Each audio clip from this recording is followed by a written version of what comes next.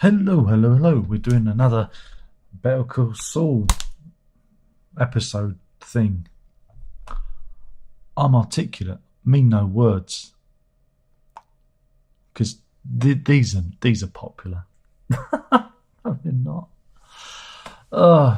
Anyway, it doesn't matter, does it? We do the things we enjoy, and I enjoy Better Call Saul. Episode 3, A Rock and a Hard Place, or Rock and a Hard Place. The opening again.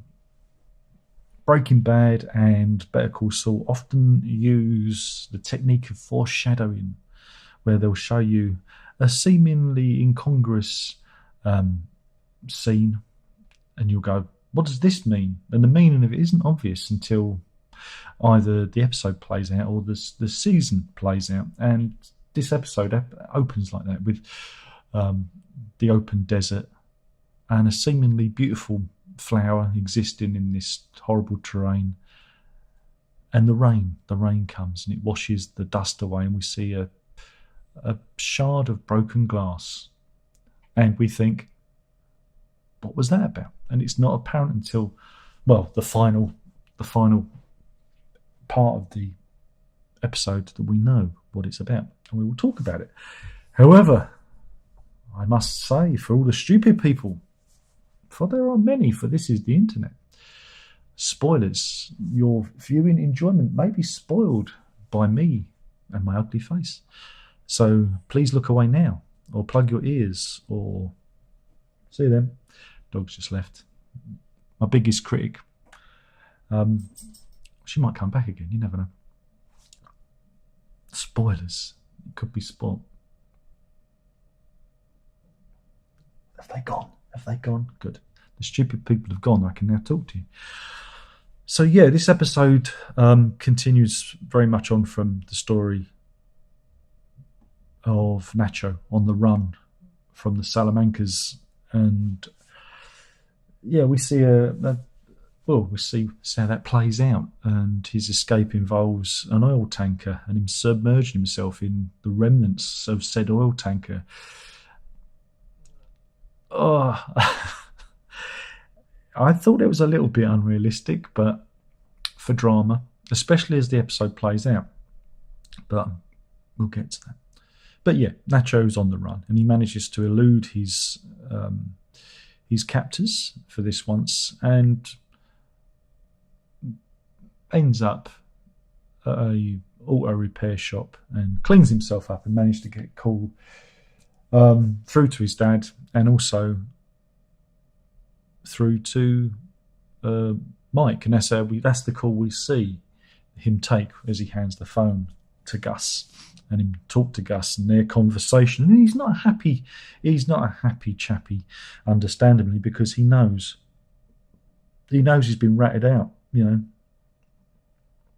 there's only one solution, and there's only one way out.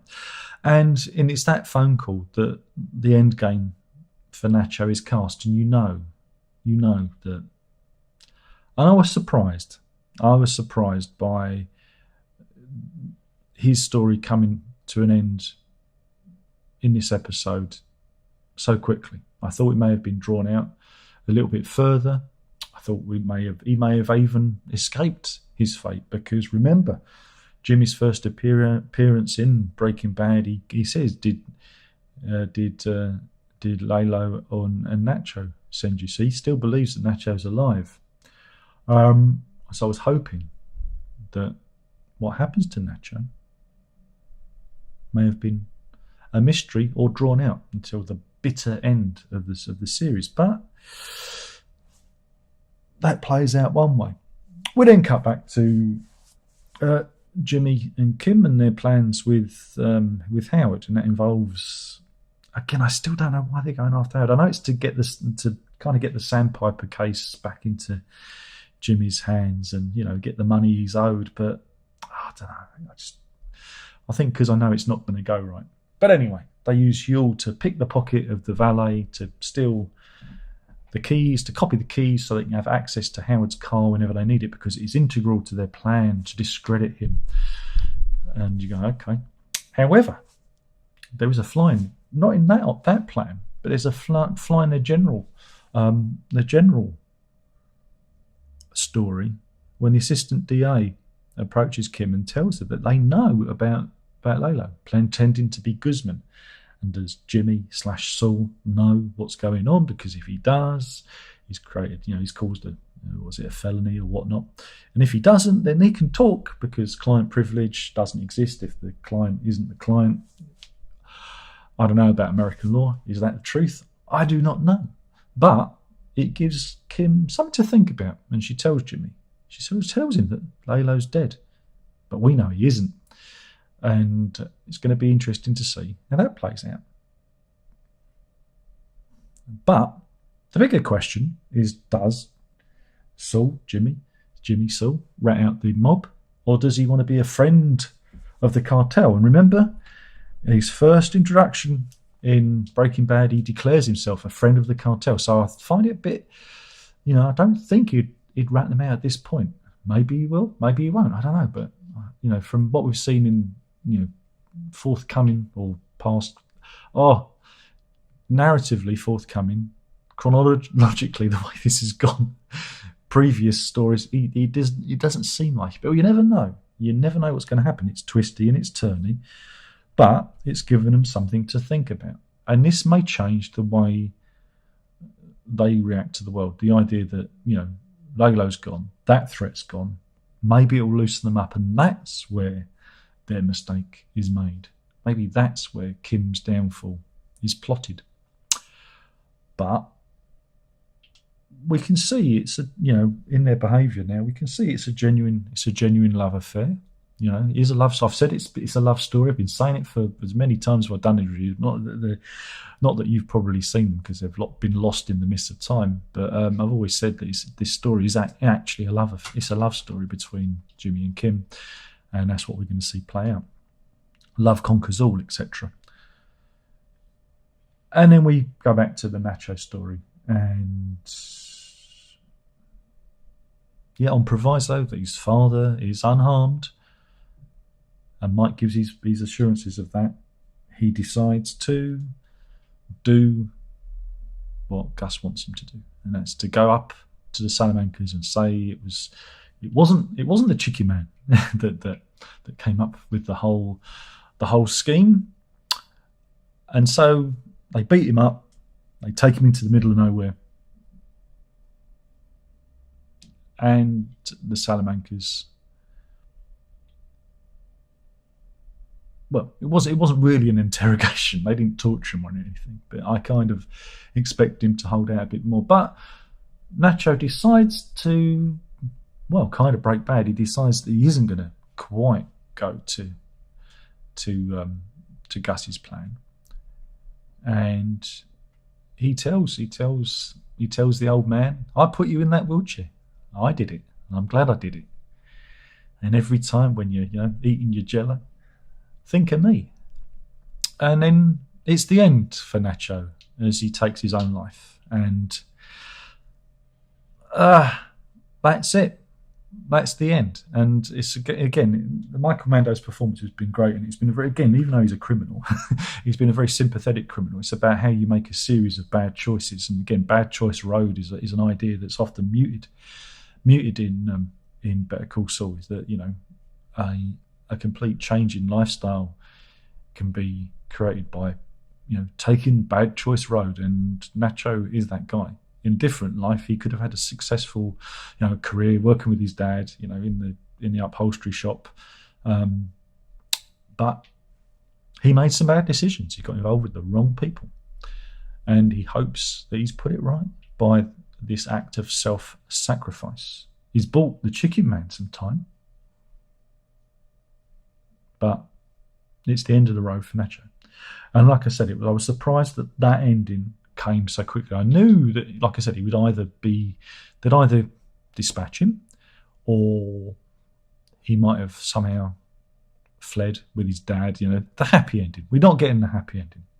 That's obvious now, but there was always that hope that there might be some happy endings in this, and that's what we're looking for. We're looking for happy endings, and it doesn't look like we're getting them. So that's it. And he's right. He calls them a bunch of psychopaths before he goes, and the old man is he's placed in front of Nacho's body, and he gets a gun and shoots.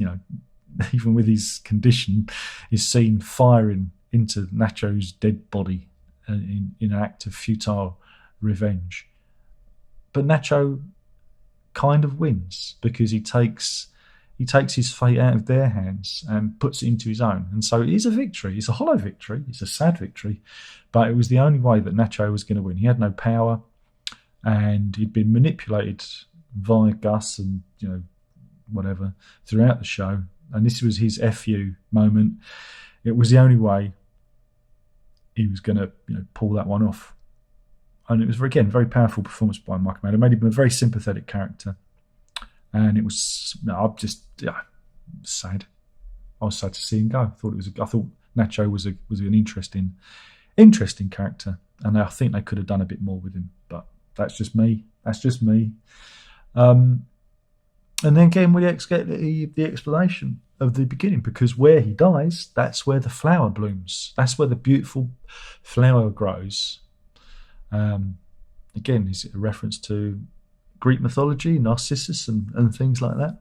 And we see that's where the piece of glass that he uses to cut himself free is dropped, because he holds a piece of glass in his hand, and that's the piece of glass that's revealed with the rain. And we're going, again, who knows how far in the future that was. Obviously that piece of glass was buried in the sand somewhat, so time has passed.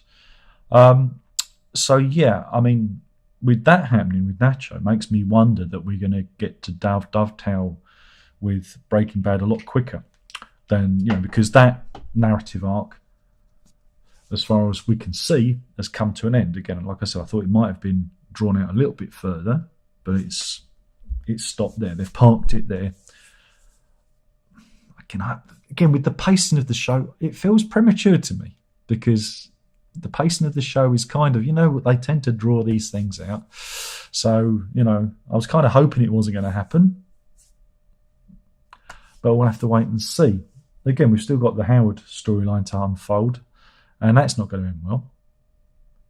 Who was following, Kim and Saul, Jimmy, last week? Was it Mike? Was it someone on behalf of Howard? Was it the DA? Because the deputy DA. Because we know that they're onto him. We know that Jimmy, Saul, there's a red flag. So maybe Kim takes the bullet for, maybe, they go after him and she says, no, it was me who introduced him to Guzman, Lalo. That could be her downfall. That could be her preserving him. Because it's a love story. Anyway, thanks for watching. Hopefully this has been interesting. If it hasn't, then too bad. I won't bother with the chat room because I'm doing this live, because I doubt anyone's in there, and they're probably talking about Elon Musk taking over Twitter or something. Anyway, thanks for watching. Tune in next week, because you never know. I might do another one of these. You never know. Not that anyone watches them. Anyway, don't forget, you better call Saul. Oh, yeah.